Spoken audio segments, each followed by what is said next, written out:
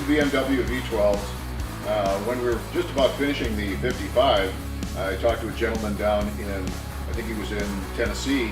He had a 57 Chevy that he bought. He bought an Allison tube chassis kit for it.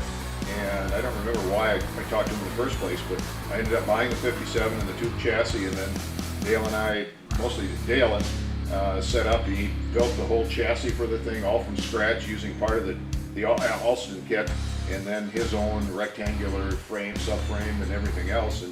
And Dale, do you remember why we went to the two V12s? Well, Designed to be different. after the V12 and 55, Yeah.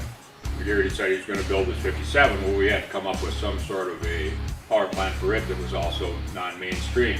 Was it more of a, so you hit a goal, Dale, and it was like, hey, let's see what we can, how far can we push it? You know? Yeah, essentially, we'd originally talked about doing a 509 cubic inch aluminum W motor for this, because they just come out with a block where you can build a big 409. And then Gary's been into BMWs. He's owned 750s. He had an 850, so he's had the BMW V12s. And he said, well, how about if we put a BMW V12 in it? Okay. And my response was, yeah, that'd probably be a nice motor to put in there, but after the 730 cubic inch BPM in the 55, a 5.4 liter V12 was a little on the weak side. Okay. So I thought about it for a little bit, and I said, how about if we put two of them in there? Yeah. And his response was, can you do that? And like a damn fool, I said, sure. Yep. And the rest is history. So looking at it back here, you guys were just doing the header, putting everything back together. What's the man hours you guys been pushing through on this one here versus the 55? More man hours in this because the frame was built from scratch from the ground up, where the 55 had a road shop chassis under it. Okay. This one I designed my own front and rear suspension, and I used some roll bar members out of the Alston kit, but I built my own rectangular tube frame. Okay. On a streeter, I prefer rectangular tube over a round tube frame. And how about the transmission? What are you guys running for a transmission? this one's got a 700 R4 built and modified by Benson's Transmissions in Ham Lake, Minnesota. Okay. And then the rear end, what do you guys have for the rear end? Is it like a... It's a 9-inch Ford with a triangulated 4-link, and I think we got 456 gears in this because the tires are so tall. Okay. And it's got a wishbone style centering device. Okay. The hardest part of this build behind us here would probably be, I guess, the engine, or just trying to set it up.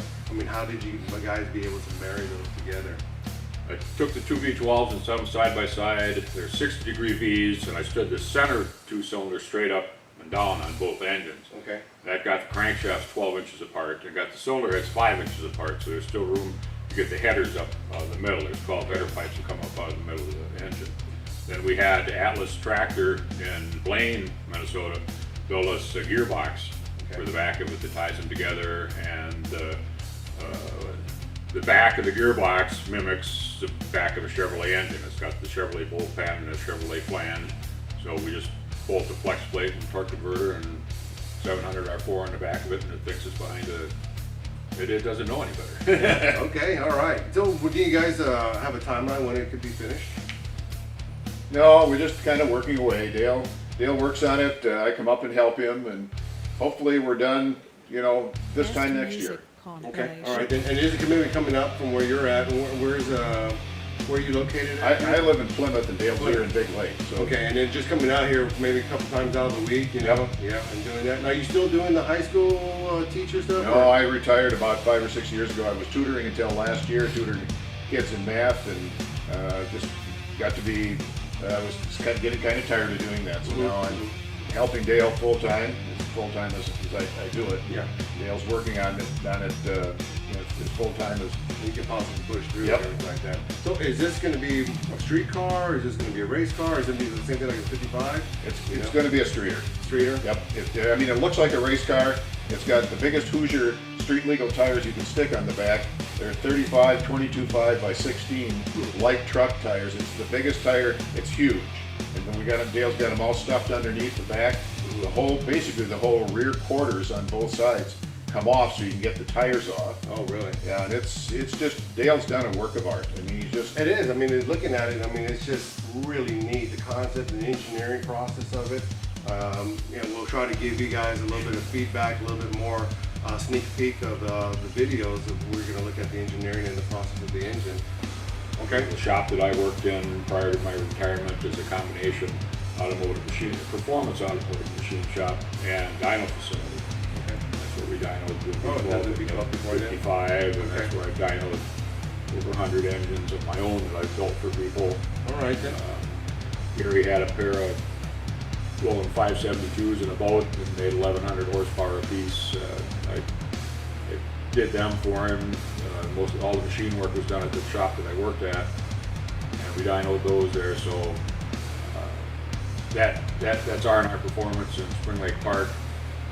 Ron Thornton, he's been dynoing engines for, I think it's 30 some odd years now, and he's a consummate pro when it comes to engine dyno. Okay, great. Well, we look forward to actually seeing this out on the road soon. So if there's any other, questions or any comments on it, please just feel free to actually get with us or with Dale or Gary here. But we'd like to be able to thank you for the opportunity of coming out here and doing the live feed with you guys and being able to actually see the project. So thanks for coming. again, Rick. Thank you very Dale. much. Thank you, Rick. No problem.